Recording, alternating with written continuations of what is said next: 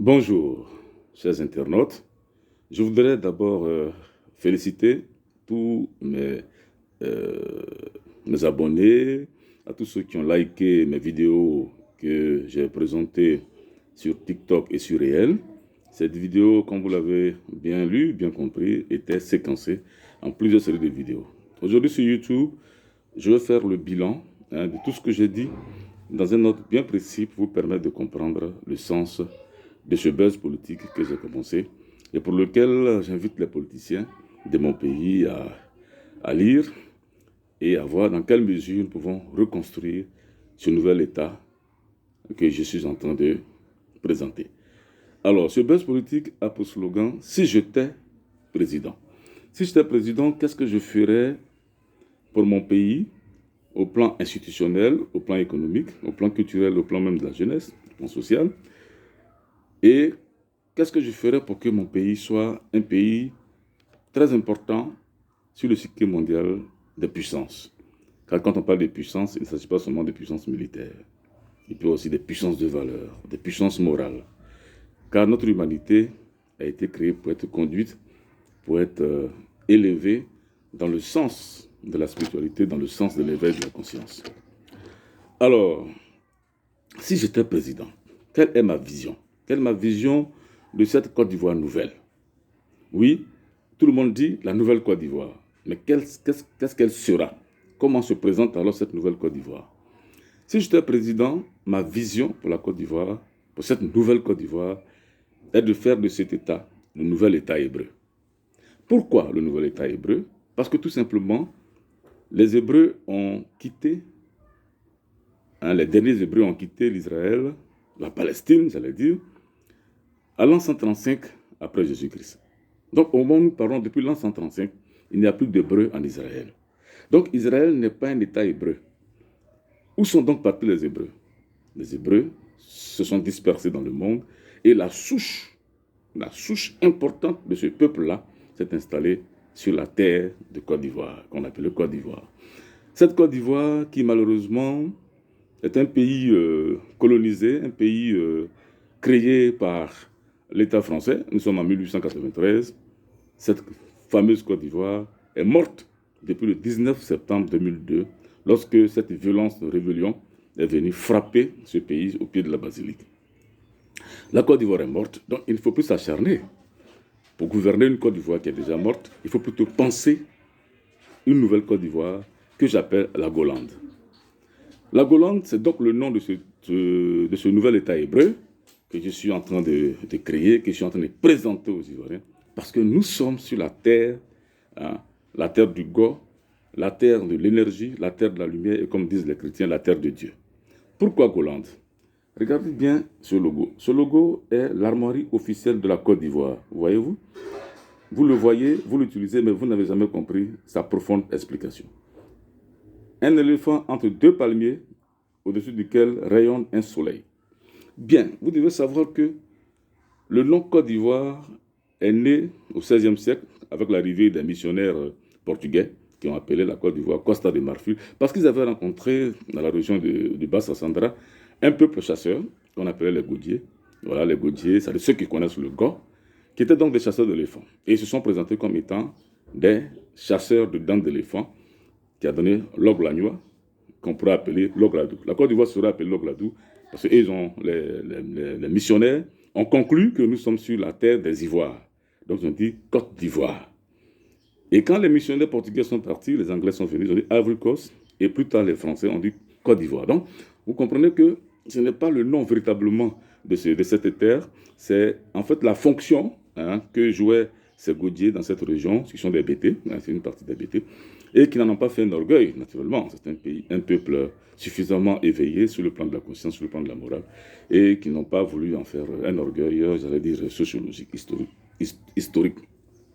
Bien, donc, la Golande, ça veut dire quoi? Alors, quand vous voyez donc ces deux palmiers, dans la tradition BT, le palmier représente la science d'énergie. On l'appelle Golo. Go, c'est la lumière spirituelle, c'est l'énergie, c'est la science. Et l'éléphant représente la force. La force. L'eau, la force, l'énergie. Et derrière cette énergie, vous voyez le soleil qui brille pour dire c'est la lumière spirituelle. Donc la Côte d'Ivoire est la terre de la force, énergie, lumière universelle. C'est pour ça que j'ai appelé la Côte d'Ivoire la terre du Go, la terre de la lumière spirituelle, la terre de Dieu, et je préfère en anglais Go-land. Go, God en anglais, qui a pour souche Go. Donc Go-land. Nous sommes donc des Golandais. Voilà, nous sommes sur la terre de la lumière spirituelle, nous sommes des Golandais, et nous allons faire de cette terre-là le nouvel État hébreu, parce que les Hébreux se sont installés en Côte d'Ivoire depuis belle lurette. Hein, je l'ai même dit 12 000 ans avant Jésus-Christ pour les premiers, avant le déluge, et puis bon, au fur et à mesure. Donc, dans tous les cas, ce volet-là sera traduit dans une autre vidéo au plan spirituel. Bien, donc je me présente Yagi Mathieu, Zikaï Rama sur le plan spirituel. Je suis fondateur du Logoïsme, c'est une religion ancestrale et scientifique qui sort des traditions des Juifs bêtés. Je suis économiste de formation académique et je suis constructicien, c'est-à-dire créateur de réalité. Bien, donc l'État hébreu est un État très important. Oui, je le dis très important en ce sens que c'est le premier État de l'histoire de l'humanité. Lorsque les hommes ont été créés, le premier État qui leur a été donné, c'est l'État hébreu. C'est quoi un État hébreu? C'est un État de prêtres et de savants. Voilà ce qu'on appelle l'État hébreu. Prêtres et savants. Leur rôle était donc d'éveiller la conscience de cette humanité nouvelle qui a été créée et de l'amener vers l'âge d'or des civilisations intergalactiques. C'était la grande mission que le Père Céleste, Jéhovah, que chez nous on appelle Ato Yahweh, c'est-à-dire le Seigneur notre Père, le Sauveur venu du ciel, avait donc voulu que cet État-là soit créé et ensuite orienté, guider cette humanité nouvelle qu'il venait de créer. Donc, on ne peut pas être hébreu et faire la guerre. On ne peut pas être hébreu et tuer. Voilà pourquoi j'ai dit que Israël n'est pas un État hébreu, n'a jamais été un État hébreu, parce qu'Israël est né en 48 depuis David Ben Gurion, et que l'État hébreu était en Palestine, l'État hébreu n'y est plus. Bien, alors, quelles sont les institutions au plan politique de l'État hébreu? L'État hébreu a 7 institutions politiques, 7 institutions. C'est voilà les 7 qu'il faut pouvoir instaurer pour que démarre un État hébreu. Alors, la première institution qui est légèrement plus importante que les autres institutions, c'est l'institution que j'appelle le pouvoir spirituel. Le pouvoir spirituel que j'appelle ici, dans mon projet, le conseil religieux et scientifique, et spirituel plutôt. Le conseil spirituel et religieux. Alors, ce conseil spirituel et religieux en Golande, puisque maintenant nous sommes en Golande, sera composé de l'ensemble des chefs des confessions religieuses. En Côte d'Ivoire, nous avons catholiques, protestants, bouddhistes, raéliens, évangéliques, du réveil. Nous avons aussi, pour les religions africaines, on avait donc Papa Nouveau, on avait même Kokangba, on avait Baye, on avait Zeregi. On avait donc ce début de naissance, d'éclosion d'une spiritualité locale en rapport avec nos valeurs qui malheureusement sont éteintes. Je n'ai pas oublié aussi les Deima et Haris, qui sont toutes ces religions, sans oublier aussi les Komians, qui sont donc des religions locales qu'il faut valoriser et donc les mettre dans ce conseil spirituel et religieux. Et leur rôle sera de moraliser la vie sociale en présentant chaque semaine un texte sur une valeur qui sera lu dans l'islam également, qui sera lu dans toutes les mosquées, dans toutes les églises, pour que tous les habitants, tous les Golandais soient au même niveau de connaissance, au même niveau de compréhension de l'évolution spirituelle de la société, donc de l'éveil de la conscience. Nous allons revenir dessus pour encore un autre commentaire. La deuxième institution, qui est très importante, nous la connaissons, c'est le pouvoir exécutif. Le pouvoir exécutif, donc, est le président de la République, avec son gouvernement, donc, qui est classique, on le connaît très bien, et qui gère la sécurité nationale. On va revenir pour en faire le commentaire. La troisième institution, c'est le pouvoir philosophique. Enfin, la philosophie entre dans le pouvoir de la gestion de l'État. Il s'agit des maîtres de la pensée, des connaisseurs, des sachants plutôt. Alors, le pouvoir philosophique, j'appelle ça ici, dans mon projet, la chaire nationale du savoir philosophique. Voilà, la chaire nationale du savoir philosophique qui va regrouper donc l'ensemble des sachants, tous ces grands diplômés que nous avons eu l'occasion de former, que l'État a formés, qui sont dans les universités, qui sont dans les centres de recherche, et qui sont aujourd'hui laissés pour compte au profit des gens qui n'ont même pas, des analphabètes qui gèrent un pays. C'est pas normal. La quatrième institution, c'est le Conseil national pour la science et la technologie, le pouvoir scientifique qui aussi monte dans la gestion du pouvoir d'État. Alors, ce conseil, ce pouvoir scientifique regroupe l'ensemble des créateurs. Il s'agit donc des scientifiques, des chercheurs, des artistes, hein, artistes créateurs, artistes musiciens. Tout cela font partie, hein, du monde des créatifs. Bien, la cinquième institution, c'est le Conseil santé, hygiène et environnement. Voilà. Ça, ce sont ceux qui nous soignent, ceux qui soignent les hommes, ceux qui soignent la nature, ceux qui soignent l'environnement. Voyez-vous? Donc, une telle institution importante, d'accord, dans la République. La sixième institution, qui s'appelle le Conseil des sages de la nation. Le Conseil des sages de la nation regroupe l'ensemble des rois et chefs traditionnels. La Côte d'Ivoire regroupe entre 60 et 70 parce qu'il y a des minorités ethniques qui ont un peu disparu, mais elles vont se réveiller parce qu'elles ne doivent pas disparaître. Regroupe à peu près 70 ethnies et vous voyez que chaque groupe a des villages, a des chefs. Donc le Conseil des sages de la nation sera composé des rois et chefs traditionnels et je vous donnerai tout à l'heure comment ça va fonctionner. Alors nous sommes maintenant à la dernière institution, c'est l'institution de la femme. Oui, la femme a toujours été le parent pauvre de la prise de décision en ce qui concerne l'évolution, le développement, l'éveil, l'avancée de nos peuples. Or, la femme est très importante car en tant que guide spirituel, sachez que la femme est la seule et unique créature divine. Donc la femme, c'est la divinité et elle doit participer donc dans la gestion du pouvoir d'État. Ce sont les 7 institutions, les 7 grands maîtres cosmiques, les 7 jours de la semaine. Vous voyez, c'est un programme en 7. Donc la femme a son institution qui s'appelle Conseil Femmes et Enfants, parce que quand on parle des femmes, on parle de la naissance. Donc c'est le pouvoir de la naissance, le pouvoir qui gère la vie humaine. Parce que s'il n'y a pas de femmes, nous disparaîtrons tous. Voyez-vous? Donc c'est très important. Voici donc les 7 institutions du Golan qui qui constituent l'État hébreu.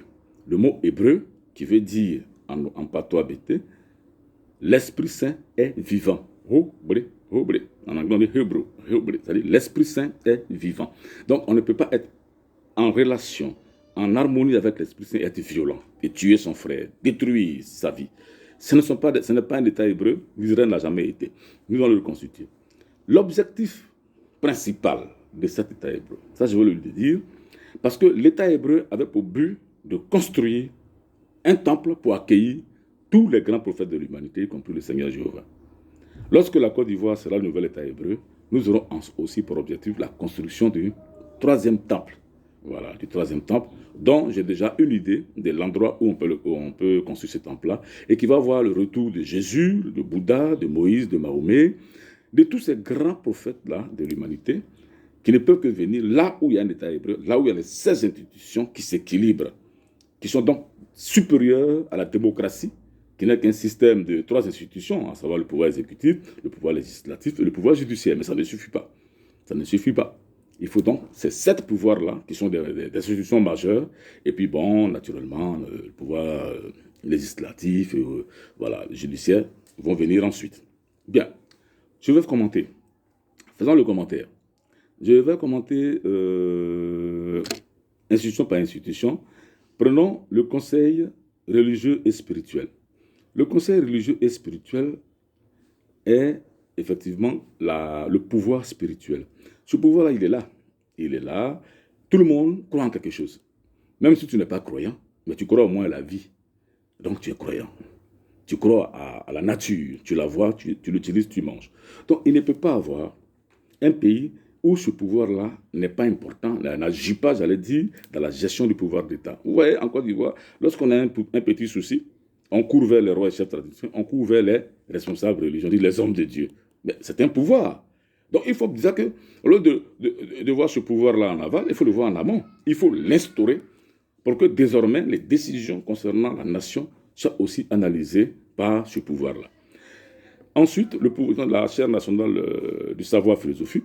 Alors, cette chaire nationale du savoir philosophique existe en Côte d'Ivoire. Elle existe.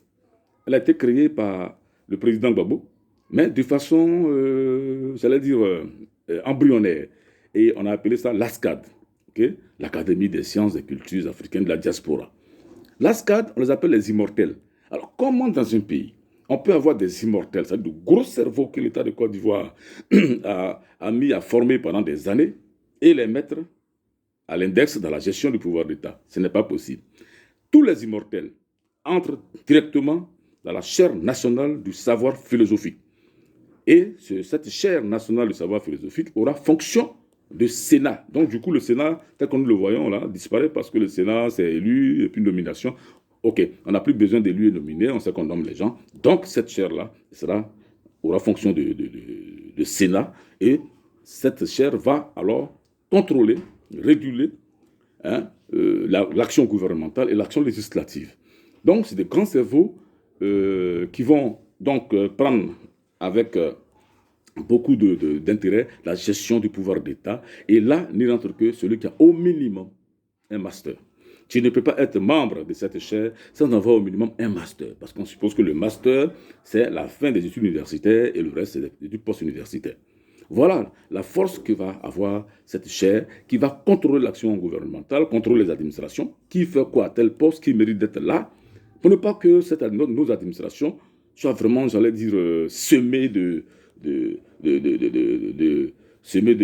bonnes graines, de mauvaises graines, d'épines, parce qu'il y a des postes où on met, voilà, là où on devait mettre le chapeau, on met la tête doit porter le chapeau, c'est le genou qui la porte. Donc cette institution sera vraiment une institution qui va contrôler l'État dans son fonctionnement. Ensuite, j'ai parlé du conseil, du pouvoir scientifique. Le pouvoir scientifique, effectivement, ce pouvoir-là va développer des centres de recherche. Effectivement, on aura des centres de recherche en biosciences, en informatique, en biotechnologie, qu'on appelle en physique, en chimie. En tout cas, des grands centres de recherche qui vont travailler pour pouvoir permettre à notre pays d'évoluer sur le plan de la connaissance scientifique et technologique. Aujourd'hui, regardez ce que nous sommes. Tout ce que nous importons, c'est le résultat de la recherche et de l'innovation technologique. Donc, il y aura dans ce pouvoir scientifique, le Centre national de la recherche scientifique et technologique. On aura donc les chercheurs des universités, les éminents chercheurs, les brillants inventeurs. On aura également les artistes de renom. On aura des peintres.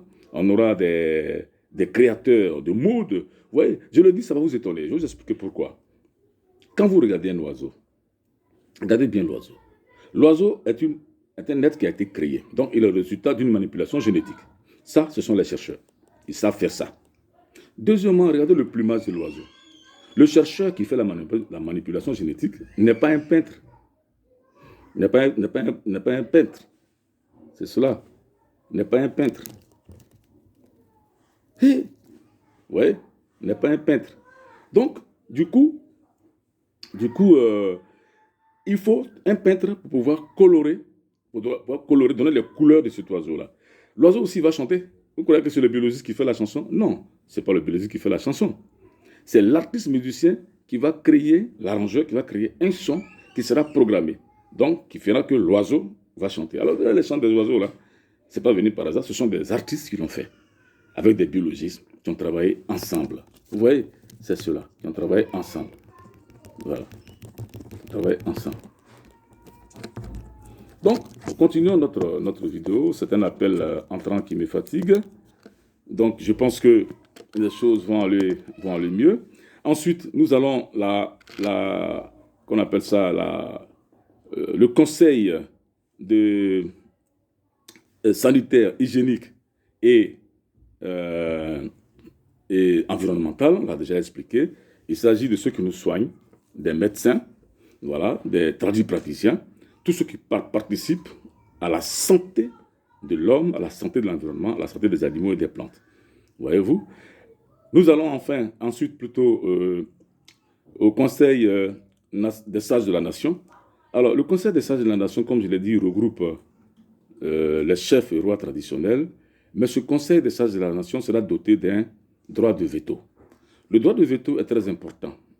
Est très important parce qu'il s'agit pour ce Conseil des sages de la nation d'annuler une décision avec son droit de veto prise, pour ne pas dire un décret, prise par le président de la République et qui engage la nation tout entière, qui engage la survie de la nation, qui engage le peuple. Prenons un exemple. La Côte d'Ivoire, pour une question électorale, a vécu des moments difficiles en ce qui concerne la candidature d'un candidat. Le président de l'époque a dû après plusieurs négociations, prendre une décision à l'étranger pour dire j'autorise ce candidat à concourir pour 5 ans à titre exceptionnel. Raison, non, pour qu'il y ait la paix, pour qu'on se mette d'accord et qu'on aille aux élections. Une telle décision qui engage la survie de la nation, la vie, l'équilibre de la nation, le Conseil des sages de la nation se réunit en urgence pour statuer sur la décision du chef de l'État, parce que c'est une décision qui est, j'allais dire, discrétionnaire. Elle n'est pas passée par l'Assemblée nationale. Si le Conseil des sages de la nation estime qu'il s'agit de tous les peuples de Côte d'Ivoire réunis dans cette institution, estime que cette décision n'est pas bonne, alors elle peut émettre son droit de veto et annuler la décision systématiquement. En ce moment précis, l'armée entre en alerte. L'armée entre en alerte et toute manifestation sera systématiquement réprimée. Systématiquement réprimée. Voilà. Donc, voilà pourquoi cette institution est importante. Cette institution est importante pour réguler l'action, les décisions qui engagent la République, qui engagent la nation. Voyez-vous, aujourd'hui, ces rois et chefs traditionnels sont confinés dans une chambre. Une chambre, qu'est-ce que c'est qu'une chambre? Elle n'a aucun pouvoir. Elle est juste là pour un décor, en mon sens. Je pense qu'il faut donner à ce Conseil national des sages de la nation, non seulement ce droit de veto, mais aussi la fonction de médiature. La médiature, c'est très important parce que la médiature aujourd'hui est confinée dans les mains de copains. Donc, elle aura donc la fonction de médiature. Après cette Chambre nationale, ce Conseil national des sages de la nation, que j'appelle le pouvoir mystique, parce que c'est un pouvoir puissant, nous aboutissons donc au Conseil femmes-enfants, qui est, je crois, la dernière institution. Donc, ce conseil qui va réguler la vie des femmes depuis la naissance, l'école, l'intégration sociale, les couples, les mariages, tout ce qui vient avec le genre. Je pense que les femmes sont bien placées dans une institution pour conseiller les gouvernants à prendre des décisions pour équilibrer notre société, pour ne pas qu'elle se mélange, qu'elle se dégrade, okay, qu'elle dégénère par des valeurs qui ne sont pas en rapport avec la société africaine. Vous comprenez déjà que ces institutions s'équilibrent, parce qu'une décision prise par une institution est naturellement visitée par les autres institutions, et effectivement, le Haut Conseil, qui regroupera donc les 7 institutions, le Haut Conseil, présidé donc par le président de la République, sera donc l'institution qui va véritablement nous orienter vers ce grand projet d'État hébreu. Alors, l'élection du président de la République, dans ce cas, il n'y aura plus d'élection au suffrage universel. Le président ne sera plus élu au suffrage universel. Youpi, moi je suis très content. Pourquoi? Parce qu'on ne va plus mourir. On ne va plus avoir des crises préélectorales, post-électorales, parce qu'on va élire un président. C'est terminé, plus d'élection du président de la République. Le président de la République sera issu de la majorité parlementaire, un peu comme en Afrique du Sud. C'est les députés les plus nombreux de l'Assemblée nationale, qui sont donc du même bord, qui vont choisir celui qui va être président de la République. Et il sera donc redevable vis-à-vis de la nation, vis-à-vis du peuple. Mais ce président, quand il est effectivement choisi par la majorité parlementaire, il y aura en présence de lui les autres institutions qui vont donner leur approbation. Quand bien même ils n'élisent pas, mais ils vont donner leur approbation, ils vont donner leur avis pour voir si l'individu qui a été choisi pour être président n'a pas de coquille, n'a pas d'un passé lugubre. Voyez-vous, tout sera analysé. Et voilà, c'est fini. Il n'y aura plus de CEI, cette bataille que nous mettons notamment, qui nous perd non seulement le temps, qui détruit notre vie, qui nous perd de l'argent, pour rien. Je dis bien pour rien. On va partir d'un système simple. Un bon découpage électoral en fonction de la population, en fonction de qu'on appelle des intérêts de la nation, pourront définir quelles sont les régions qui auront droit à 1 ou 2 ou 3 ou 4 députés. À ce niveau-là, il n'y a pas de problème, ça sera bien fait puisque ça sera fait de façon consensuelle. Donc, à ce niveau, il n'y a plus de problème. Nous avons un président élu, un président hollandais qui est élu par la majorité présidentielle, et je crois que c'est un peu le système sud-africain, voilà, avec un bon contrôle ici des autres institutions. Voilà donc globalement ce que j'avais dit dans les dernières vidéos, et je pense que je vais pouvoir, dans une prochaine vidéo, présenter mon programme économique, qui est lui-même en rapport avec les 16 institutions, mon projet de gouvernement, pour que, voilà, dans ce branle-bas dans lequel nous sommes, dans cette situation floue, dans cet imbroglio politique, voilà, je puisse apporter ma contribution pour éveiller la conscience des dirigeants, pour qu'on voit dans quelle mesure on pourra, voilà, trouver des solutions pour l'équilibre de notre pays. Je vous remercie, je vous demande de liker, de partager, de poser des questions et je pourrai revenir pour expliquer davantage ce que c'est que l'État hébreu, la construction du troisième temple, le retour des prophètes, les 7 institutions, l'élection du président de la République. Voyez-vous, nous sommes dans un système qui sera merveilleux et bon à vivre. Golandais et Golandaises, je vous salue depuis votre position.